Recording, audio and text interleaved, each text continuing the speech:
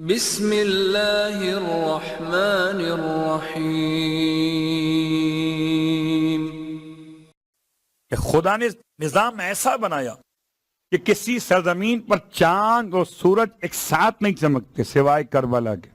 امامت کے سورج کو حسین کہتے ہیں اور بنی ہاشم کے چاند کو عباس کہتے ہیں، تو دن اور رات دونوں حسین کے اختیار میں ہیں۔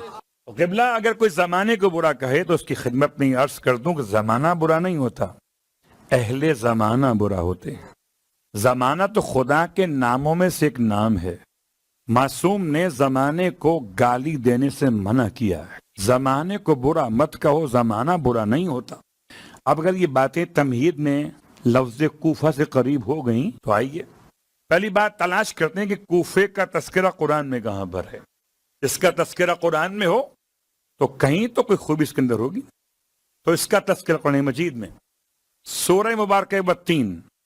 آج اتفاق سے ہم نے نماز مغرب میں سورہ والتین کی تلاوت کی تھی، یہ سوچ کر کہ آج اسی کو بیان کر دیں گے کہ اللہ کے حبیب نماز مغرب میں اور کبھی نماز عشاء میں سورہ والتین کی تلاوت کرتے تھے۔ تو اگر کبھی آپ کو بھی موقع مل جائے تو سورہ والتین پڑھ لیا کیجئے۔ سورہ کوثر کب تک پڑھیں گے؟ کبھی تو آگے آئیے، کتنی بار سورہ قدر پڑھیں گے؟ آئیے سورہ والتین پڑھ لیجئے۔ سورہ والتین کے پڑھنے کا فائدہ کیا ہوگا؟ ایک تو یہ سوال عجیب ہوتا ہے، کیا ملے گا؟ امام جعفر صادق علیہ السلام کی روایت کہ سورہ والتین اگر کوئی شخص من قرأ فی نوافلہ فرائضہ، اگر کوئی شخص سورہ والتین کی تلاوت کرے اپنی واجب نمازوں میں یا مستحب نمازوں میں تو خدا اس سے جنت میں وہ دے گا جس کو لے کے وہ راضی ہو جائے۔ عجیب جملہ ہے، یعنی اس میں نہ تو تذکرہ حوران کا ہے، ہو سکتا ہے کسی کو اس نعمت سے کوئی خاص شغف نہ ہو۔ تذکرہ انہار کا ہے، ہو سکتا ہے کسی کو نہر کے قریب جاتے ہوئے ڈر لگتا۔ تذکرہ محلات کا ہے، ہو سکتا ہے کوئی ایسا مزاج رکھتا ہی نہ ہو۔ جنت میں جو وہ چاہے گا خدا اسے وہ عطا کر دے گا۔ میں سمجھتا ہوں سورہ والتین پڑھنے کے بعد اگر کوئی پھر بھی دامن اہل بیت کے سوا کچھ اور چاہے تو اس کی چاہت سے اختلاف میں کروں گا۔ روایت تو اپنے مقام پر، سرکار ختم یہ مرتبہ صلی اللہ علیہ ارشاد فرماتے ہیں کہ جو شخص بھی سورہ والتین کی تلاوت کرے گا خداوند عالم اس کے لیے وہ تمام کچھ عطا فرمائے گا کہ جسے شمار نہیں کیا جا سکتا، جسے شمار نہیں کیا جا سکتا۔ اور پھر وہ ملاقات کرے گا اس حالت میں خدا کی بارگاہ میں کہ کوئی غم اور ہم باقی نہ رہیں گے۔ اور تیسرا خاص جملہ یہ محفوظ کر لیجئے گا، باقی جنت ونت تو آپ کے گھر کی بات ہے، ہمیں اور آپ کو تو جنت کی پرواہ نہیں ہے، جنت تو رکھی ہوئی ہے اپنے گھر میں۔ اہم بات کیا ہے؟ اہم بات یہ ہے اگر کوئی انسان اس سورے کی تلاوت کرے کھانے پر، کھانا کبھی نقصان نہیں دے گا۔ عجیب جملہ ہے۔ ایک اور روایت، اگرچہ کھانے میں زہر ہی کیوں نہ ہو، اس کا مطلب ہرگز یہ نہیں ہے کہ کہیں ہمارے خلاف آپ وہ مطالبہ کرنے کی آپ نے کہا تھا، اگر کوئی ایسا نقصان دہ کھانا ہو، عقل کے تقاضے اپنے مقام پر ہیں، سورے کے فضائل اپنے مقام پر ہیں۔ مجھے توقع نہیں ہے کہ کام ہوگا، لیکن اپنی ذمہ داری پوری کرتے ہوئے سورہ والتین پڑھیے مگر سمجھ کے۔ والتین والزیتون وطور سینین وہذا البلد الامین، صرف 4 باتیں۔ اللہ کے حبیب فرماتے ہیں والتین ظاہراً تو ترجمہ کسی پھل کا ہے، والزیتون اس کو پھل بھی کہہ سکتے ہیں، اس کو کہہ سکتے ہیں کہ سبزیوں میں بھی شامل ہوتی، وطور سینین ایک پہاڑ، وہذا البلد الامین ایک شہر کی صفت۔ ارشاد فرماتے والتین سے مراد مدینہ منورہ ہے، والزیتون سے مراد بیت المقدس یہ مقدس ہے، طور سینین سے مراد شہر کوفہ معظم ہے، ھذا البلد الامین سے مراد مکہ المکرمہ ہے۔ یہ 4 مقدس شہر ہیں کہ جن کی قسم خدا نے کھائی ہے، طور سینین۔ تو کوفے کا تذکرہ قرآن مجید میں اگر کوئی آپ سے پوچھے آپ کی روایات کے اعتبار سے، برادران اسلام کے نزدیک کوفہ کیا وہ الگ موضوع ہے، کبھی پھر اسی تاریخ کو پڑھیں گے کہ برادران اسلام کے نزدیک کوفے کی اہمیت کیا ہے، وہ الگ موضوع ہے، اس کا وقت میرے پاس نہیں ہے۔ ابھی تو مجھے اپنے جوانوں کو سمجھانا ہے کہ کوفے کو برا نہ کہا کرے۔ تو کوفے کا تذکرہ قرآن مجید میں سورہ مبارکہ و3 میں، اور صرف کوفے کا نہیں ہے بلکہ مسجد کوفے کا بھی ہے۔ وَآوَيْنَاهُمَا إِلَىٰ رَبْوَةٍ ذَاتِ قَرَارٍ وَمُعِينٍ، سورہ مومنون کی آیت نمبر 50۔ فرماتے مولا کائنات علی ابن ابی طالب علیہ الصلوۃ والسلام، وَآوَيْنَاهُمَا، اور ہم نے ان دونوں کو پناہ دی۔ کون دونوں؟ ماں اور بیٹے، حضرت مریم اور جناب عیسیٰ علیہ السلام، ان دونوں کو پناہ دی۔ ربوتن، ایک بلند جگہ پر، بلند زمین پر، ایسی بلند زمین ذات قرارن جس میں استقرار تھا، ومعین، اور جس میں ان کی مدد کی کیفیت موجود تھی۔ ترجمہ تو یہ ہو گیا، ربوہ کون ہے؟ کہ کوفہ، امام فرما رہے ہیں، ذات قرار مسجد کوفہ، اور معین نہر فرات ہے۔ روایت مولا کی آپ کی خدمت مقدس میں لفظ کوفہ کا ترجمہ میں کل کر چکا۔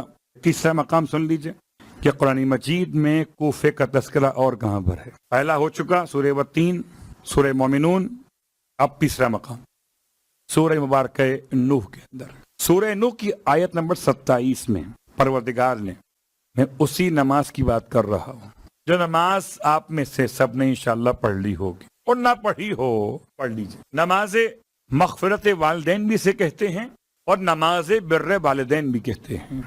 ہو سکتا ہے بعض علماء کے وضاحت میں آپ کو فرق محسوس ہو، اور جہاں تک ہم نے تلاش کیا نماز مغفرت والدین میں اور نماز بر والدین میں کچھ فرق ہے۔ کیا فرق ہے؟ فرق یہ ہے کہ نماز مغفرت والدین میں حالت قنوت میں سورہ مبارکہ بنی اسرائیل کی آیت نمبر 24 کا آخری حصہ 10 دفعہ پڑھنا ہوتا ہے، رب ارحمہما کما ربیانی صغیرہ، 10 مرتبہ۔ اور نماز بر والدین میں قنوت میں نہیں ہے، قنوت جو چاہے پڑھ لیجیے آپ، نماز مکمل کرنے کے بعد پھر پڑھنا ہے 10 مرتبہ رب ارحمہما کما ربیانی صغیرہ۔ اس کے ساتھ ساتھ ایک جملہ اور سن لیجیے، شاید نماز مغفرت والدین لوگ پڑھتے ہوں ماں باپ کے مرنے کے بعد، نماز بر والدین پڑھتے ہیں ماں باپ زندہ ہوں یا انتقال کر گئے ہوں۔ تو اگر اس طرح بات سمجھ میں نہ آئے کہ کیسے نماز مغفرت پڑھوں ابھی ابا زندہ ہیں، تو اللہ ان کو زندہ رکھے، نماز بر والدین پڑھ لیجیے۔ اور جس آیت کی ہم بات کر رہے ہیں، یہ آیت سورہ مبارکہ نوح کی، یہ سیکنڈ رکعت میں پڑھی جاتی ہے۔ رب اغفر لی ولوالدی وَلِمَنْ دَخَلَ بَيْتِيَ مُؤْمِنًا وَلِلْمُؤْمِنِينَ وَالْمُؤْمِنَاتِ، دو روایات، ایک چھٹے امام سے ایک 8ویں امام سے۔ ارشاد فرماتے ہیں مولا کہ کہاں رہتے ہو؟ کوفے میں۔ مسجد کوفہ کتنا دور ہے؟ فاصلہ بتایا۔ فرمایا کتنا جاتے ہو؟ کہ مولا کبھی کبھی چلے جاتے۔ فرمایا تم نہیں جانتے کہ مسجد کوفہ میں جتنی بار داخل ہوگے اتنی بار خدا تمہارے گناہوں کو بخش دے گا۔ صرف داخل ہونا، توبہ استغفار نہیں، نماز توبہ نہیں، غسل توبہ نہیں، صیغہ استغفار نہیں، صرف مسجد کوفہ میں داخل ہونا ایک شرط ہے۔ لیکن اس شرط کو سن کر کہیں ہو جائے گی مایوسی کہ داخل ہونے والا مومن ہو۔ یہ آیت کہہ رہی، میں نہیں کہہ رہا۔ رب اغفر لی، اے خدا مجھے بخش دے، والدیہ، میرے والدین کو بخش دے، وَلِمَنْ دَخَلَ بَيْتِيَ مُؤْمِنًا، اور جو میرے گھر میں حالت ایمان میں داخل ہو جائے۔ امام فرماتے ہیں اگر کوئی 100 مرتبہ مسجد کوفہ میں داخل ہو، خدا اسے 100 بار بخش دے گا۔ تو مسجد کوفہ کا تذکرہ لفظ بیتیہ میں آیا سورہ نوح کے اندر۔ بات واضح ہو رہی ہے؟ کوفہ، مسجد کوفہ۔ مسجد کوفہ کی تاریخ،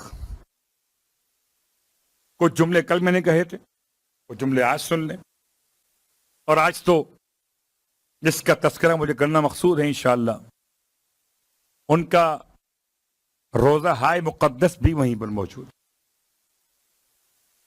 البتہ ہمارے یہاں کوفے کی تاریخ پڑھی نہیں جاتی، سیاسی تاریخ کوفے کی الگ ہے۔ 5 گروہ تھے۔ کون کون سے گروہ تھے؟ کہاں سے آ کر آباد ہوئے تھے؟ خط کس نے لکھا تھا حسین کو، اور وہ کون لوگ تھے کہ جو خط لکھنے کے بعد امام کا ساتھ نہ دے سکے. یہ تمام باتیں ہیں. اس میں سے کچھ باتیں تو وہ جو آپ کے خدمت میں شاید اس طرح واضح ہو سکیں کہ اس کی تاریخ ہے مولائے کائنات کے دور مقدس سے امام حسن مجتبی علیہ السلام کے دور تک.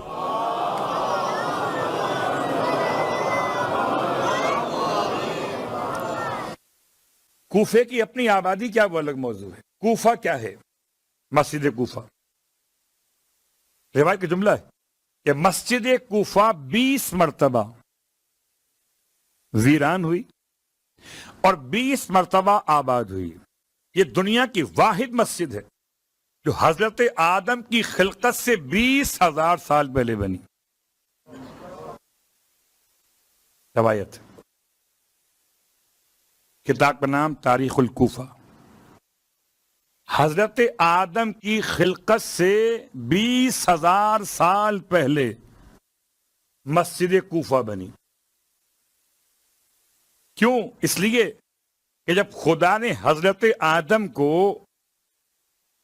مسجود قرار دیتے ہوئے فرشتوں کو سجدہ کرنے کا حکم دیا، سجدہ فرشتوں نے کہاں کیا تھا؟ 20,000 سال پہلے جب قوم جن آباد تھی، جب فرشتگان پروردگار یہاں ہوتے تھے، کہ جبرائیل امین کہتے ہیں میں 20 مرتبہ اس کو آباد دیکھ چکا اور 20 مرتبہ اس کو ویران دیکھ چکا، اور ہر ایک ویرانی اور آبادی کے بیچ میں 500 سال کا فاصلہ ہے. ہر ویرانی اور آبادی کے بیچ میں. سرکار ختم یہ مرتبہ صلی اللہ علیہ وآلہ وسلم اگر آپ کا دور دیکھیے تو آدم علیہ السلام سے خاتم الانبیاء تک 6,000 سال کا زمانہ ہے. تو 6,000 سال میں تو یہ 20 ممکن نہیں ہے. ایک اور روایت ہے نا کہ یہ آدم کے بعد کا واقعہ ہے، پھر یہ 20 والا فیگر مکمل نہیں ہو پائے گا. 20 یہ اور 20 وہ 40. لیکن حضرت آدم کی خلقت سے پہلے سوچئے ایک لمحے کے لیے، آدم کس سے بنے تھے؟ جی مٹی سے بنے تھے نا. تو مٹی پہلے بنی ہوگی تو آدم بنے ہوں گے.